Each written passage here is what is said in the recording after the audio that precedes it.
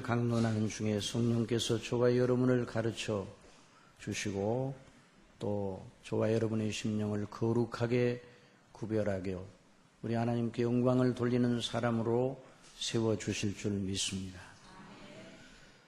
우리는 이 오늘 두 대목의 말씀을 읽었는데요. 한 주제에 집중되어 있습니다. 주 예수 그리스도와 그 영광과 그 은혜에 대하여 두 대목의 말씀은 아주 직설적으로 둘러서 말하지 아니하고 직설적으로 곧바로 진술하고 있습니다. 여러분, 성경 전체, 구약 성경이든 신약 성경 어디든 읽어보면 그 성경을 바르게 읽기만 하면 그 마음과 생각이 하나님의 아들 예수 그리스도께로 나아가게 되어 있습니다. 구약도 마찬가지고 신약도 마찬가지입니다. 그래서 우리 예수님께서 너희가 성경에서 영생을 얻는 줄 생각하고 성경을 상고하거니와 이 성경이 곧 내게 대하여 하는 말이로다. 또 빌립이 나다나엘을 찾아 예수님을 소개하면서 이렇게 말하였습니다. 우리가 모세가 율법에 기록하였고 여러 선지자가 기록한 그 일을 우리가 만났으니 요셉의 아들 나사렛 예수니라. 구약 성경 전체가 예수 그리스도를 향하여 빛을 쏘아대고 있습니다. 그러면 신약 성경은 어떠한가? 그건 말할 필요가 없습니다. 구약 성경대로 오신 예수님과 그 행사와 그 은혜와 진리에 대하여 집중적으로 조명을 하고 있습니다. 우리 예수님께서 모든 일을 다 마치시고 승천하시기 전에 제자들에게 말씀하셨습니다. 너희가 예루살렘을 떠나지 말고 아버지께서 약속하신 것을 너희가 받기까지 기다리라. 오직 성령이 너희에게 임하시면 너희가 권능을 받고 예루살렘과 온 유대와 사마리아와 땅 끝까지 이르러 내 증인이 되리라. 예수님의 증인이 되리라 말씀하셨습니다. 그러므로 신약 성경은 예수 그리스도의 증인들이, 사도들이 증거하고 기록한 내용으로, 다시 말하면 예수 그리스도의 그 영광으로 충만한 책이다. 그렇게 말할 수 있습니다. 오늘 요한복음 1장을 읽었는데 요한복음 1장에 있는 말씀, 본래 하나님을 본 사람이 없으되 아버지 품속에 있는 하나님, 독생하신 하나님이 나타내시느니라. 독생하신 하나님. 또 히브리서 1장 1절에 옛적의 선지자들로 여러 부분과 여러 모양으로 우리 조상들에게 말씀하신 하나님이 이 모든 날 마지막에 아들로 우리에게 말씀하셨으니, 아들. 이는 하나님의 영광의 광채시오 그 본체의 형상이시라. 실로 예나 지금이나 참 예수님은 사람들의 주목을 계속 받게 되어 있습니다. 저나 여러분은 예수 그리스도로 말미암아서만 구원을 얻는 줄 알고, 그리고 이미 우리가 예수 그리스도 안에서 받은 은혜와 그 긍휼과 진리 때문에 날마다 쉬지 않고 예수 그리스도를 바라보게 되어 있습니다. 사나 죽으나 한결같이 계속 예수님을 바라보지 않을 수 없습니다. 그러나 이 세상에 예수님을 믿지 아니하는 사람들도 예수님이라는 그 인물에 대하여 눈을 돌리지 않을 수 없습니다. 또 예수님을 미워하는 사람도 예수님을 계속 주목합니다. 예수님 당시 예수님을 미워 죽을 지경인 사람들이 있었어요. 유대교에 속한 사람들이 예수님이 미워 죽을 지경이었어요. 그래서 결국 예수님을 죽였습니다. 여러분, 유대교가 예수님을 죽게 한 것입니다. 물론 우리 예수님은 죽기로 이 세상에 오셨습니다. 죽기로 작정하시고 세상 죄를 지고 가는 하나님의 어린 양으로 이 세상에 오셨습니다. 그러나 유대인들은 하나님의 이름으로 예수님을 죽였습니다. 그러니 여러분이 이 세상에서 가장 논란의 대상이 되는 분이 누군가? 예수님이에요. 이 세상에서 가장 이해하기 어려운 분이 누구신가? 예수님이에요. 가장 이해하기 어려우십니다. 정말 예수님은 이해하기 어려운 분입니다. 예수님을 다 알려면 영원히 알아도 아직도 예수님에 대하여 영원히 더 알아야 할 부분이 남아있는 분이 예수님이십니다. 그래서 예수님께서는 영생을 정의하시기를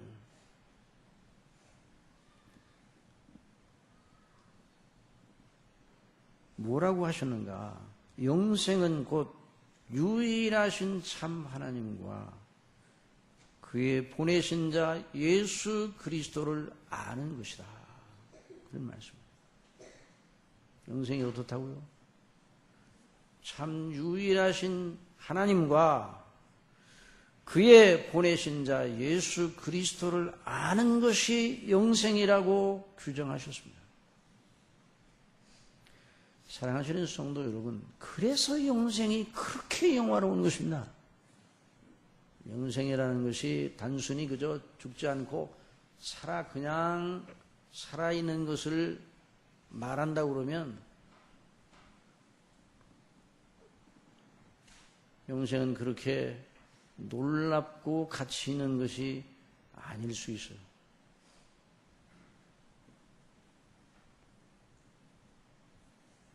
전도서 기자는 눈은 보아도 족함이 없고 귀는 들어도 차지 아니한다 그랬습니다. 이 말씀은 눈으로 보고 귀로 들어도 마음이 차지 아니하고 마음의 만족이 없다는 그 말이에요. 다시 말하면 우리 심령의 진정한 만족을 주는 것은 피조물로부터 오지 않는다. 서로 거기 천국에 있는 사람들이 서로를 바라보고 만족을 누릴 수 있겠어요? 거기 사람만 있다면?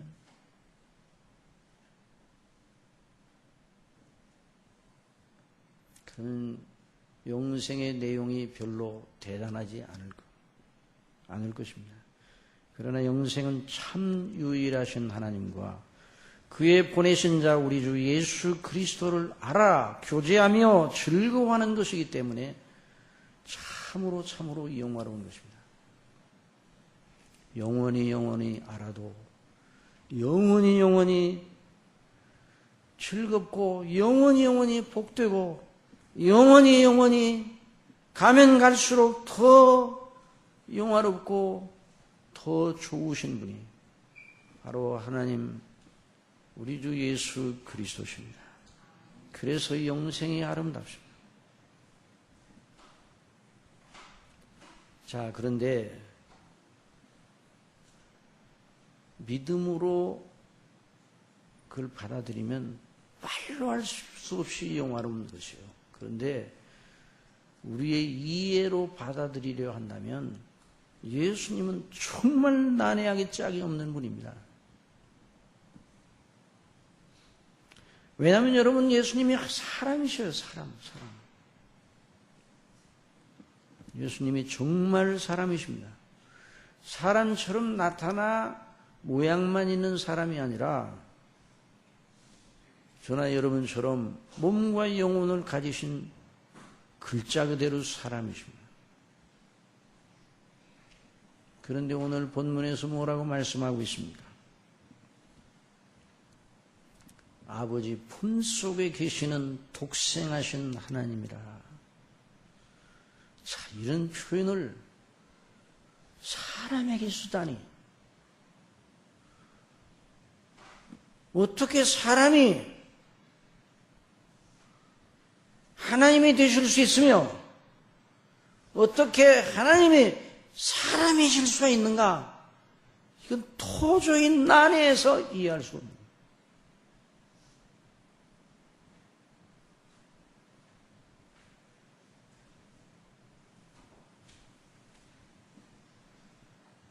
나사렛 동네에 사시던 그 예수님이 사람이십니다.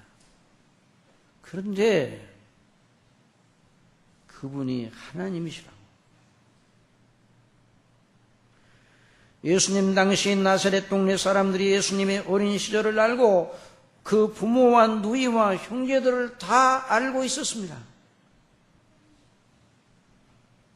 예수님께서 나사렛 고향으로 돌아가셔서 저희 회당에서 가르치셨습니다.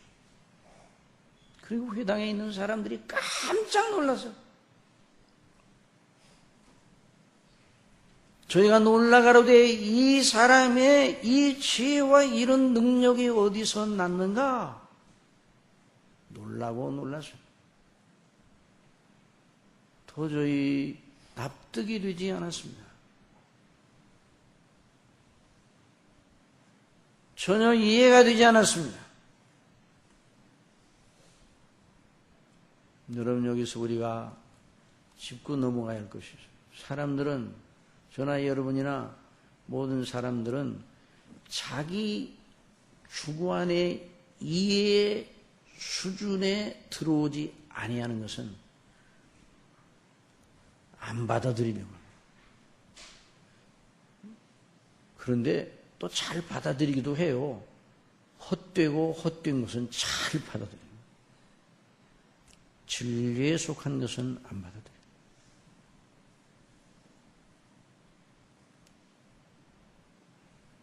이게 부패한 인생의 실상입니다. 나사렛 예수님의 고향 사람들이 그러한 성향을 드러내었습니다. 들어보십시오. 이는 그 목수의 아들이 아니냐? 그 모처는 마리아, 그 형제들은 야고보, 요셉, 시몬, 유다, 우리가 다 알고 있지 않느냐? 그 누이들은 다 우리와 함께 있지 아니하냐? 그런데 이런 지혜와 이 권능이 어디서 났느냐? 그러니 그 사람들이 다 예수님을 영접하고 예수님을 믿는 대로 돌아와야 마땅하지 않은가. 그런데 자기들의 주관적 이해로 보기에는 도저히 이해가 되지 않지만 그 예수님을 받아들일 수가 없어서, 그래서 그들이 어떻게 했는가? 마태복음 13장 57절에 보니 예수를 배척한지라. 그래서 저희가 예수님을 배척하였다고 그래서 놀라운 예수님을 영접해야 마땅한데 그 정반대입니다. 자기 이해 수준으로 예수님을 알려고 하니 안 되죠. 그러니까 배척합니다. 우리 예수님께서 말씀하셨습니다. 선지자가 자기 고향과 자기 집 위에서는 존경을 받지 않음이 없느니라 하시고 저희의 믿지 않음을 인하여, 참 이 말이 굉장히 중요한 말씀이에요.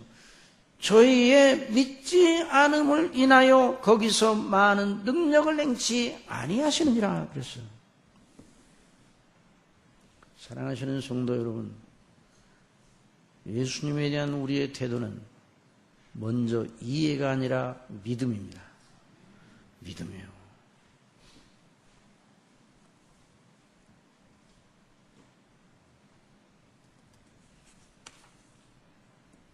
또 인생은 믿지 않을 건 잘도 믿어요.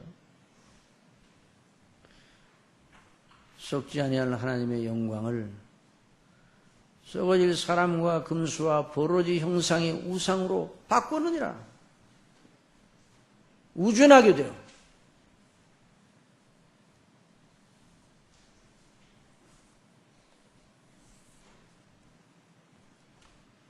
인생들은 학문을 통해서 자기들의 삶에 필요한 여러 가지 좋은 문명의 이기들을 만드는데 깃발을 날리고 있습니다. 그러나 하나님을 알고 예수님을 아는 데 있어서는 둔하기 짝이 없습니다.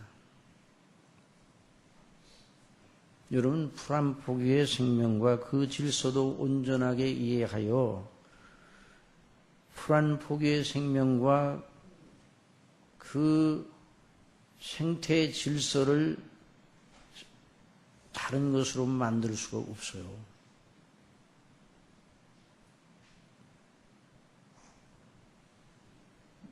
그런데 창조주 하나님을 어떻게 자기 이해로 알 수가 있겠습니까? 창조주 하나님의 본질과 본성, 속성, 그 행사를 우리 이해의 그릇에 담으려고 하면은 안 되는 것입니다. 이건 마치 무엇과 같은가? 적당한 이해가 될지는 모르지만 태양의 열기와 그 빛의 성질을 이해하려고 계속 태양을 바라보려는 것과 같은 것입니다. 눈 버리고 싶은 사람이 있으면 태양을 10초만 바라보시기 바랍니다. 1분도 못 되어서 망막에 화상을 입고 1분이 뭐예요? 실명하게 된다는 것입니다. 그러니 하나님과 예수님을 우리의 지성의 이해로 알려 하는 건 태양을 바라봄으로 태양의 성질과 그 열기를, 그 빛의 그 신비를 알아내리고 덤비는 것보다 더 어리석은 것입니다. 근데 오늘날 많은 경우에 교회를 출석하시면서도, 물론 우리 교회는 그런 분들이 많지 않겠지만, 내 이해의 수준에 들어오지 않으면 안 믿겠다. 잘 이해가 되면 그 다음에 믿겠다 하는 생각을 가지고 있는 경우가 너무나 많습니다. 여러분, 그것은 신중한 자세가 아니라 불신앙의 악독이요, 하나님의 진노의 숯불이 자기 머리 위에서 이글거리는 걸 모르는 무지인 것입니다. 영적 무지. 여러분, 하나님을 이해하려고 하는 건 영적인 신중이 아니에요. 영적인 무지입니다. 영적인 무지. 하나님을 이해하려고 하지 말고 믿으시기 바랍니다. 믿음으로 받으셔야 돼요. 우리의 지성의 이해는 하나님을 믿는 일을 위해 시종도는 시녀가 되어야지, 하나님을 믿는 믿음을 이끌어가는 주인이 되면은 안 되는 것이죠. 그래서 우리 예수님께서 요한복음 4장의 수가성 여인을 향하여 말씀해 주셨습니다. 아버지께 참으로 예배하는 자들은 신령과 진정으로 예배할 때가 오나니 곧 이때라 아버지께서는 이렇게 자기에게 예배하는 자들을 찾으시느니라. 그러니까 하나님은 경배의 대상, 예배의 대상, 찬미의 대상, 순종의 대상입니다. 믿음의 대상이 믿음의 대상. 이해를 하고 나서 믿으려고 하지 말고 믿으면, 순종하면 하나님께서 주시는 놀라운 총명의 빛 속에서 하나님을 알아나갈 수가 있는 것입니다. 하나님이 주시는 은혜의 한도 내에서. 사도 바울은 그러므로 에베소 4장에서 말하였습니다. 우리가 다 하나님의 아들을 아는 것과 믿는 일에 하나가 되어 이렇게 쓰여졌으면 더 우리에게 맞아 들어가는 것 같은데 그렇게 쓰지 아니하고 우리가 다 하나님의 아들을 믿는 것과 아는 일에 하나가 되어 라고 말했습니다. 믿는 것이 앞서 있어요.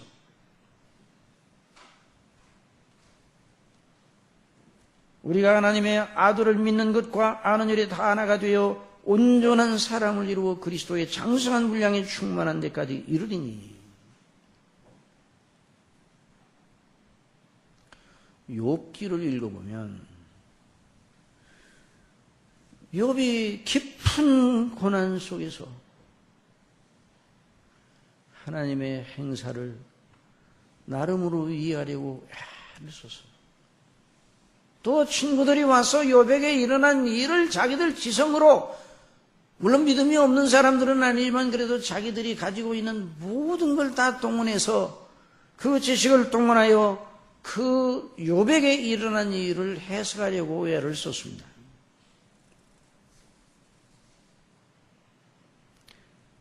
그러나 하나님께서는 욥을 인도하셔서 이해력을 높여주신 것이 아니라 믿음을 높여주셨습니다. 이게 중요한 거죠. 하나님의 행사에 이에 대해서 이해를 높여주신 것이 아니라 믿음을 높여주셨어요. 그래서 욥의 입으로 하여금 이렇게 하나님께 아뢰게 하셨습니다. 나의 가는 길을 오직 그가 아시나니 그가 나를 단련하신 후에 내가 정금같이 나오리라. 내게 당하는 이 일이 무엇인지 난 이해를 못하겠지만은, 하나님이 왜 이렇게 이런 일을 허락하시는지 이해를 못하겠지만은, 그러나 분명히 나의 가는 길을 오직 그만은 아시나니, 하나님은 아시나니 그가 나를 단련하신 후에는 내가 정금같이 나오리라. 그거는 뜻이 일정하시니 누가 능히 돌이킬까? 그 마음에 하고자 하시는 것이면 그것을 행하시나니 그런즉 내게 작정하신 것을 이루실 것이라. 그러므로 내가 그의 앞에서 떨며. 여러분, 하나님 앞에서 떨어야 됩니다. 하나님 앞에서 떨기를 바랍니다. 하나님 앞에 떨지 않는 사람들이 많아요. 하나님 앞에 어쩌면 그렇게 대담한지 몰라요? 뭘 믿고 대담한지. 그럼 어떤 분 이 말씀 듣고 하나님 앞에 당당히 나가라고 했잖아요. 맞습니다. 그건 믿음의 아름다운 자세예요. 그러나 가장 중요한 본질, 하나님 앞에 떨어야 됩니다. 내가 그의 앞에 떨며 이를 생각하고 그를 두려워하는구나. 또 욥기 42장의 마지막 부분에 욥이 여호와께 대답하여 가로되 주께서는 무소불능하시며 무슨 경영이든지 못 이루실 것이 없는 줄 아오니 무지한 말로 이치를 가리우는 자가 누구니까? 내가 스스로 깨달을 수 없는 일을 말하였고 스스로 알 수 없고 헤아리기 어려운 일을 말하였나이다. 하나님께서는 욥에게, 하나님 행사를 이해하려고 하는 욥에게 믿음을 높여주시면서 여러 차례 이해의 방식으로가 아니라 믿음을 높여주신 방식으로 연단하시기 위해서 욥기 38장 이후에 보면 내가 묻는 말에 너 대장보다 이렇게 띠를 떼고 내가 묻는 말에 대답하라. 그러시면서 여러 질문을 던지십니다.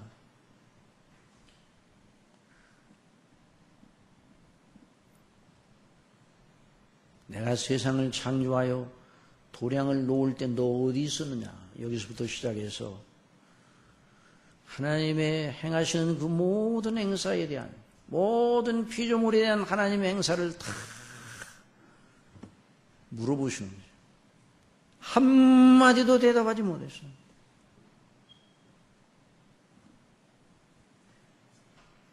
내가 그래서 욥이 말합니다. 내가 말하겠사오니 주여 들으시고 내가 주께 묻겠사오니 주여 내게 알게 하옵소서.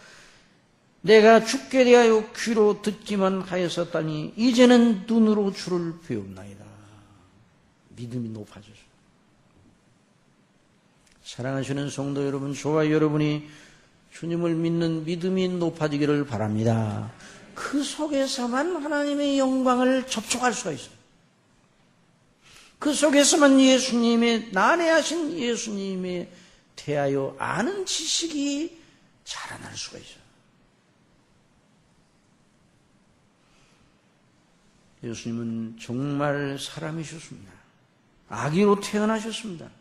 자라나셨습니다. 8일 만에 할례를 받으셨습니다. 물론 그 마음과 생각과 지혜는 다른 아기들과 달랐지만 그 자라나심이 다른 아기들과 같은 방식이었습니다. 아기가 자라며 강화해지고 지혜가 충족하며 하나님의 은혜가 그 위에 있더라. 예수는 그 지혜와 그 키가 자라가며 하나님과 사람에게도 사랑스러워 가시더라. 그는 피곤하기도 하셨고 목마르기도 하셨습니다. 마가복음 4장 38절에 보면 예수님께서 고물에서 베개를 베시고 주무시더니 하는 대목이 나와요. 얼마나 고나셨으면 전도길에 얼마나 고나셨어요. 배를 타고 제자들과 함께 건너편으로 건너가는데 너무 곤비하셔서 배 고물을 베고 주무셨어요. 또 요한복음 4장 6절에 거기 또 야곱이 우물이 있더라. 예수께서 행로에 고나여 우물 곁에 그대로 앉으셨다는 것은 차근차근히 좀 주의를 정돈하고 거기 티끌이 있으면 이렇게 하고 앉을 자리를 잘 이렇게 하시고 난 다음에 이렇게 앉았다는 말씀이 아니라 그대로 앉으셨다는 말은 너무 곤비하셔서 털썩 주저앉으셨다.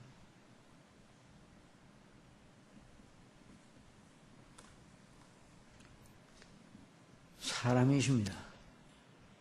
분명히 사람이십니다. 십자가에서 못 박혀 죽으실 때도 내가 목마르라 사람이셨어요.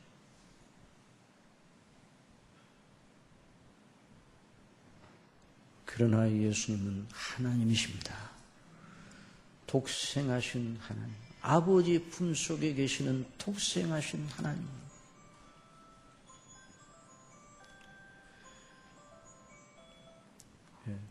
태초에 말씀이 계시니라. 그 말씀이 하나님과 함께 계셨고 이 말씀은 곧 하나님이십니다. 하나님이십니다. 본래 하나님을 본 사람이 없으되 아버지 품속에 있는 독생하신 하나님이 나타내시느니라. 하여튼 예수님께 대하여 독생하신 하나님이라는 칭호를 썼다는 것은 바로 그분이 하나님이시라는 말이에요. 히브리서 1장에서 그 칭호가 의미하는 바를 설명해 주고 있습니다.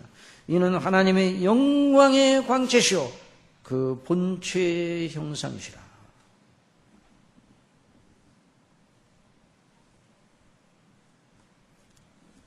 머리로 이해가 되지 않습니다. 머리로 이해하지 말고 이분을 믿음으로 받으시기 바랍니다. 어떻게 사람이 하나님이 되고 하나님이 사람이 되나 이렇게 생각하고 복잡하게 생각하지 말고 그냥 받으세요. 제자들도 이해하려고 했을 때는 이해를 못했어요. 아니 하나님의 아들이신데 왜 죽으시지? 이해가 안 됐어요. 죽으셨는데 왜 또 살아나시지? 이해가 안 돼서요. 그런데 또 계속 계실 줄 알았는데 이제 하나님 나라를 이 땅에 세우시고 이제 큰 나라를 세우셔서 세계를 다 통치하는 하나님 나라의 큰 영광으로 군림하시는 그런 임금으로 군림하실 일이 있을 줄 알았는데 승천하시는 거예요. 이해가 안 됐어요.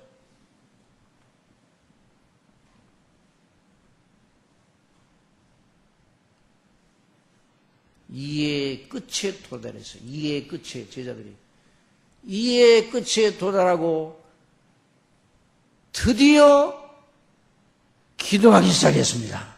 여러분 믿음에 있어서 참으로 중요한 전기입니다. 여러분 이해하지 말고 믿으시기 바랍니다. 그리고 기도하시기 바랍니다.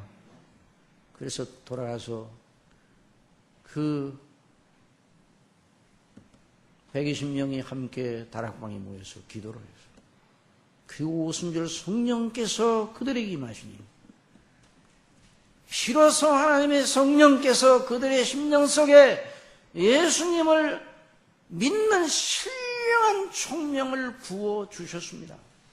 그래서 예수님이 누구신가에 대한 눈이 활짝 열리고 예수님의 행사 전체에 대한 신령한 이해의 영광에 들어가게 되었습니다. 이것이 바로 하나님의 행사인 것입니다. 예수님이 고나시어 배에 고물을 베고 주무시는데 그분은 분명 사람이셨어요. 그런데 그때 물결이 사나워져서 물이 배에 덮이게 되니 제자들이 큰일 났어요. 그런데 예수님은 주무시고 계셔요. 선생님이여, 우리가 죽게 된 것을 돌아보지 아니하시나이까? 예수님을 깨웠어요. 예수님을 깨웠어요. 아이고, 우리가 죽게 된 것을 왜 돌아보지 아니하시게 잠만 주무십니까? 큰일 났습니다. 예수님께서 깨어 일어나셔서 바람을 향하여, 바람아 잔잔하라, 파도야 잔잔하라.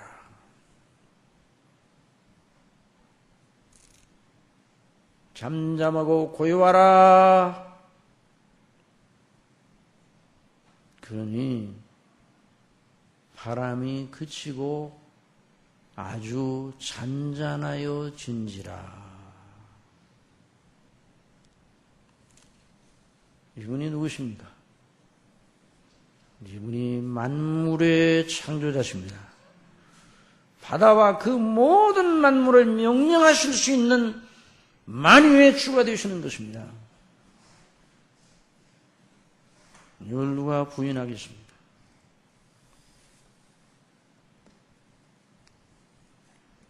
중풍병자를 데리고 사람들이 예수님께 나왔습니다.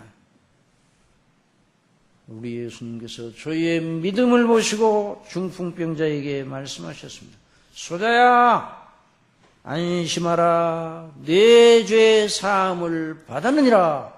그의 서기관들이 듣고, 아니 이 사람이 누구기에 하나님만 죄 용서를 하시는데 자기가 하나님 자리에 올라가가지고 그런 말도 안 되는 말을 하는가. 이 참나마도다. 신성모독자구나. 악독한 자구나. 속으로. 우리 예수님께서 그 생각을 하시고 말씀하셨습니다. 너희가 어찌하여 마음에 악한 생각을 하느냐. 악한 생각이라고 했어요. 내 죄 사함을 받았느니라 하는 말과 일어나 걸어가라는 말이 어느 것이 쉽겠느냐. 그러나 인자가 세상에서 죄를 사하는 권세가 있는 줄을 너희로 알게 하려 하노라 하시고 중풍병자에게 말씀하시되 일어나 내 침상을 가지고 집으로 가라. 누워있는 것을. 그 일이 그대로 일어났습니다. 내 죄 사함을 받았느니라. 하나님이시오.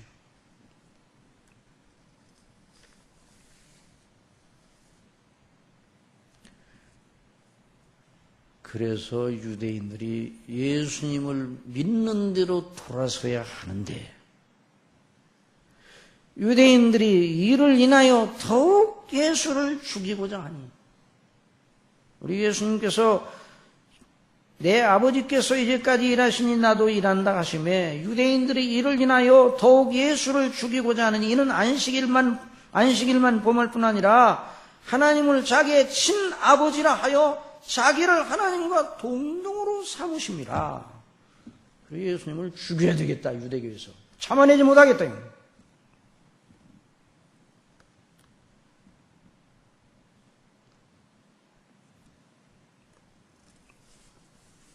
이 예수님을 일반인의 사람의 생각과 지성으로 도저히 알아낼 수가 없어요. 그런데 사랑하시는 성도 여러분, 그런데도 예수님을 정말 구주로 믿고 주는 그리스도시요 살아계신 하나님의 아들이라고 믿고 따르는 자들이 있었어요. 그 신령한 총명을 어디서 얻었는가?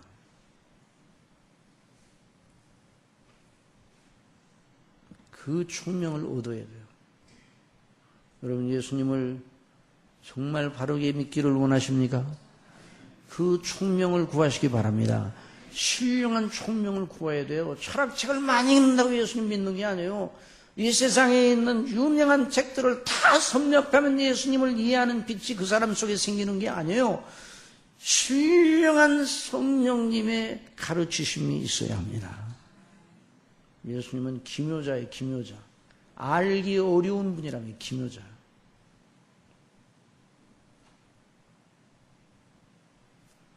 여러분, 가룟 유다가 대단히 똑똑한 사람이었습니다. 계산도 빠르고.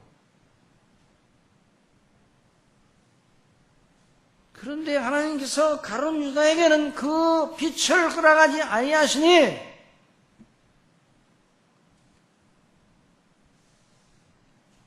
예수님을 훌륭한 선생 정도로 따르다가 분위기 보니까 유대인들이 예수님을 죽이고자 하는 것을 알고 거래를 했어요. 내가 예수를 당신들에게 넘겨줄 테니까 얼마 주겠어? 비영적으로 죽어있는 사람, 멸망의 자식이라고, 멸망의 자식.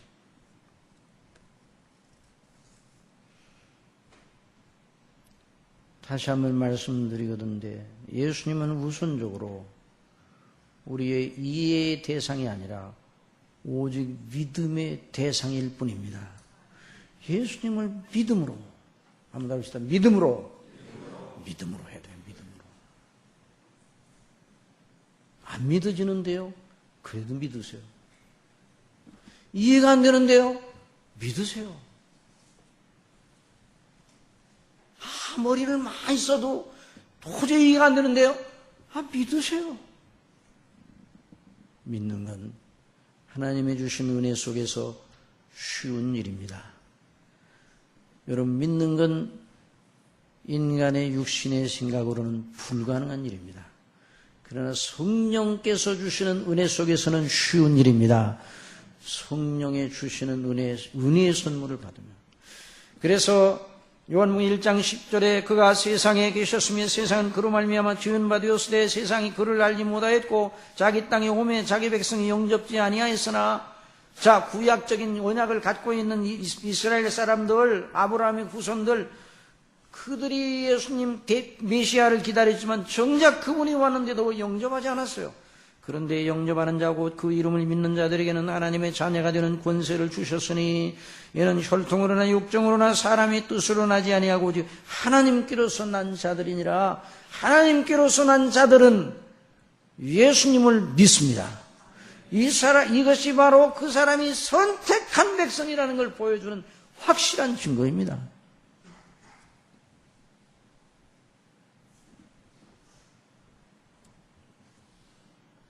하나님께로서 난 자들이 예수님을 믿는 것이죠. 그 영광을 보게 됩니다. 그래서 사도 요한은 바로 뒤이어 말씀이 육신이 되어 우리 가운데 가심에 우리가 그 영광을 보니 그랬어요. 아버지의 독생자의 영광이요 은혜와 진리가 충만하더라. 여러분, 왜 이런 진리를, 이 말씀을 왜 계속 우리가 들어야 되는가? 우리가 예수 그리스도를 믿는 것이 육체에 속한 일이 아니라 하나님의 성령께서 주시는 은혜에 속한 일이라는 것이죠. 성령님의 역사를 항상 의존할 필요성을 우리는 여기서 배우는 거예요.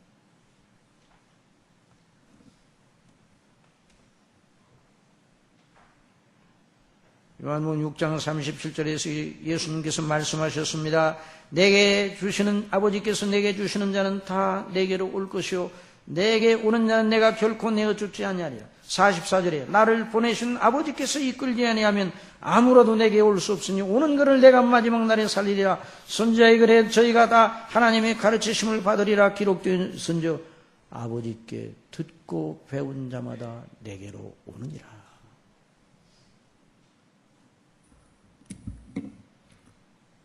이런 놀라운 은혜를 사모하시기 바랍니다. 늘 하나님의 성령님의 인도하심. 그래서 우리가 하나님을 늘 바라보며 하나님과 영적인 교통을 해야 예수님을 믿는 믿음이 높아지는 것이에요. 당시 최고의 지성, 종교성, 학식을 겸비한 바리새인이요 산헤드린 공연 니고데모가 공의 은혜였던 니고데모가 예수님을 알아보려고 이해하려고 밤에 예수님을 찾아왔습니다. 납비여 우리가 당신은 하나님께서 오신 선생인 줄 아나이다. 하나님이 함께 하시지 않으냐시면 당신이 행하시는 이 표적을 아무라도 할 수 없습니다. 그러니까 이 니고데모가 예수님을 아는 수준은 어느 수준인가 하니 하나님이 함께 하시는 놀라운 사람이다. 그래서 이분들도 알아봐야 되겠다. 이 수준에서 예수님께 나온 거예요. 우리 예수님께서 대번에 말씀하십니다. 진실로 진실로 내게 이르노니 사람이 거듭나지 아니하면 하나님 나라를 볼 수 없느니라. 그 말은 하나님 나라를 볼 수 없다는 건 내 영광을 알아볼 수 없다는 거예요.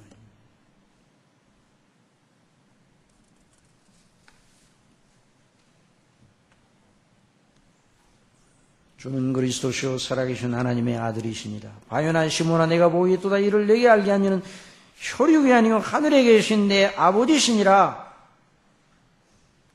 오늘도 하나님의 뜻대로 성령님으로 말미암아 거듭난 사람만 예수님을 제대로 믿고 하는 일에 동참합니다. 그러니까 우리가 이 말씀을 들을 때 항상 한번 따라해 봅시다. 말씀대로 성령님의 인도하심을 따라 믿음으로 주님을 바라봐야 되는 것입니다. 그러면 우리 주님의 영광을 아는 빛이 우리 속에 머무르게 돼요. 그래서 그리스도의 얼굴에 있는 하나님의 영광을 아는 빛을 우리 마음에 비추셨느니라고 그랬어요. 이 세상 신이 믿지 아니하는 자들의 마음을 혼미케 하여 그리스도의 얼굴에 있는 하나님의 영광을 아는 빛을 막으니까 모르는 것이죠. 그런데 우리는 그런 빛을 받았다만. 그런데 우리가 여기서 주목할 것은 오늘 본문에 보니까 본래 하나님을 본 사람이 없을 때 아버지 품속에 있는 아버지 품속에 있는 아버지 품속에 계시는이라는 말인데 여기 말하는 있는이라는 이 말은 현재형입니까? 과거형입니까? 아버지 품속에 계시던 독생하신 하나님이 나타내시느니라 이렇게 해야 시간적으로 맞을 것 같은데 표현이 그렇지 않습니다. 아버지 품속에 있는 여기 이제 그 신약의 헬라어의 현재형은 항상 현재 진행형이에요. 현재 진행형이요. 아버지 품속에 언제부터 계셨습니까? 영원전부터 계셨습니다. 지금도 아버지 품속에 계십니다. 앞으로도 영원히 아버지 품속에 계십니다. 아버지 품속에 계시다는 건 아버지와 아들 사이가 하나라는 거예요. 모순이나 불협화음이나 나눠짐이 없이 늘 하나예요. 하나님 되심에 있어서 하나셔요. 그 본질에 있어서 하나셔요. 그분이 나타내셨어요.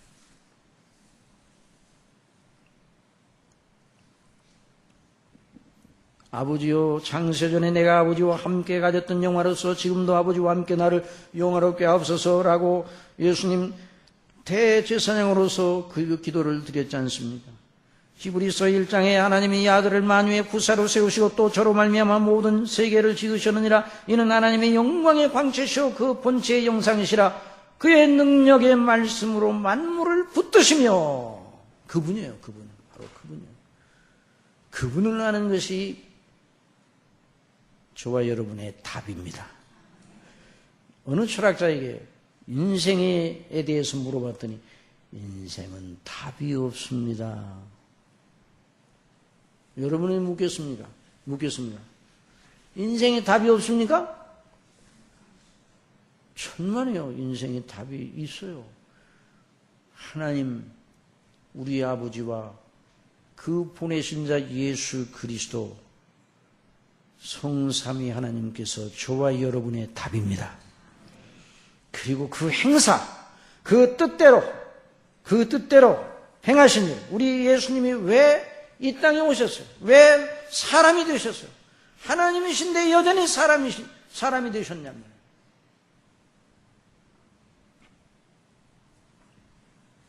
여러분이 한번 묻겠습니다. 예수님은 지금은 사람이십니까? 사람이 아니십니까? 지금은 하나님 우편에 계시는데 사람이십니까? 사람이 아니십니까? 영원히 사람이십니다.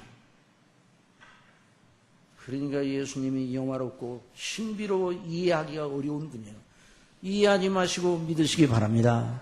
신령한 몸을 입고 계시는, 영화로운 몸은 하늘에 속한 몸을 입고 계시는 사람이시요. 그분이 저와 여러분의 구원의 주이십니다. 그러니 저와 여러분의 구원이 얼마나 영화롭겠어요.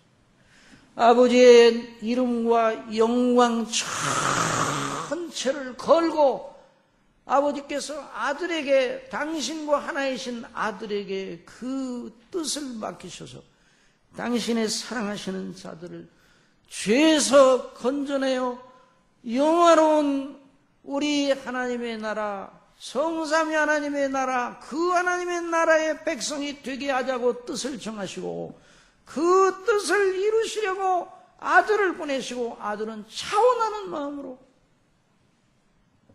그래서 요한계시록에 보면 제가 일찍 죽임을 받은 것 같더라 이런 대목이 있거든요. 근데 그 대목을 어떤 주석가들은 그러면 일찍이라는 그 말이 창세전에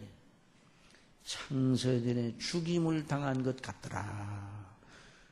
여러분, 예수님은 창세전에 죽임을 당하셨다.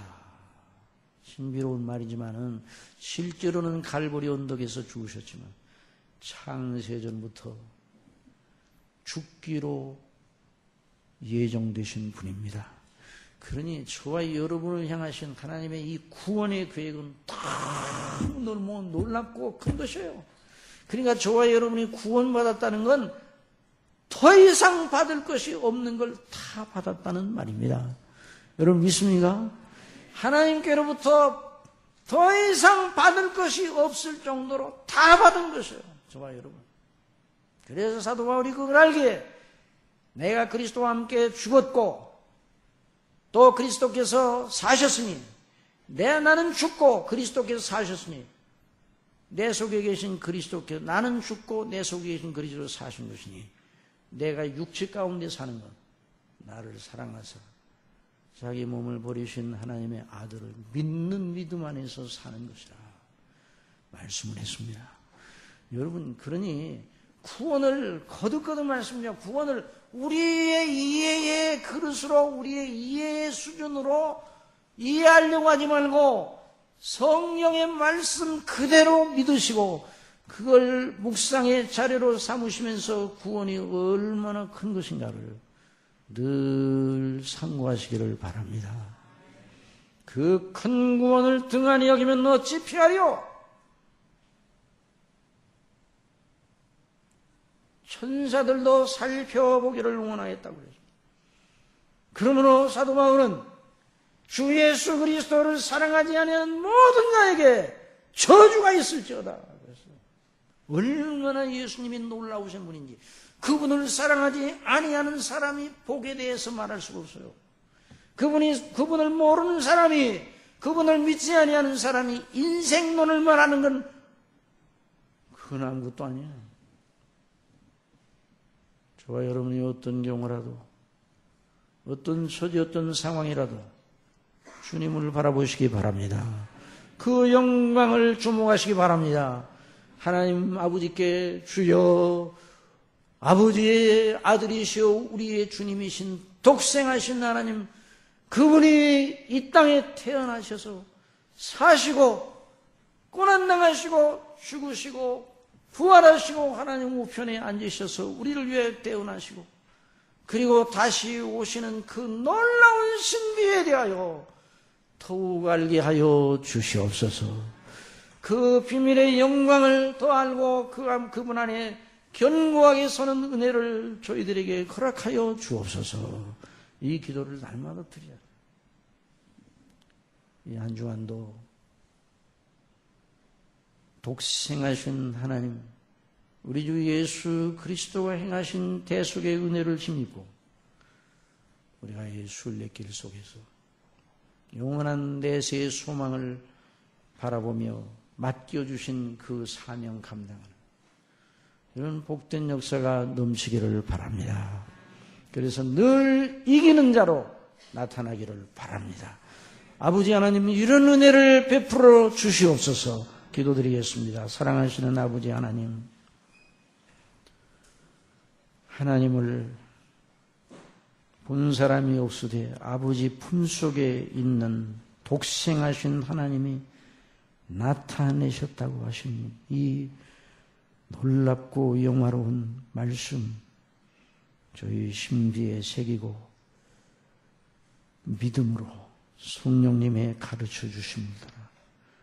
늘 주님을 주목함으로 아버지의 영광을 그 주님 안에서 발견하고 저희를 향하신 아버지의 영원하신 뜻과 목적과 저희를 향하신 그 사랑의 깊이와 높이와 넓이와 길이를 더 깨달아 알아 세상을 이기고 죄를 이기고 아버지의 위에서 부르신 부름의 상을 위해서 날마다 표대를 향하여 그리스도 예수 안에서 부르신 부름의 상을 위하여 나아가는 달려가는 저희가 될 수 있도록 성령께서 역사하여 주옵소서.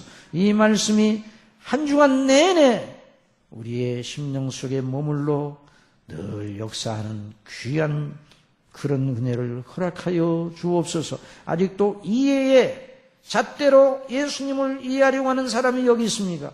그 이해의 잣대를 던져버리고 믿음으로 예수님께 자신을 던지게 하여 주옵소서.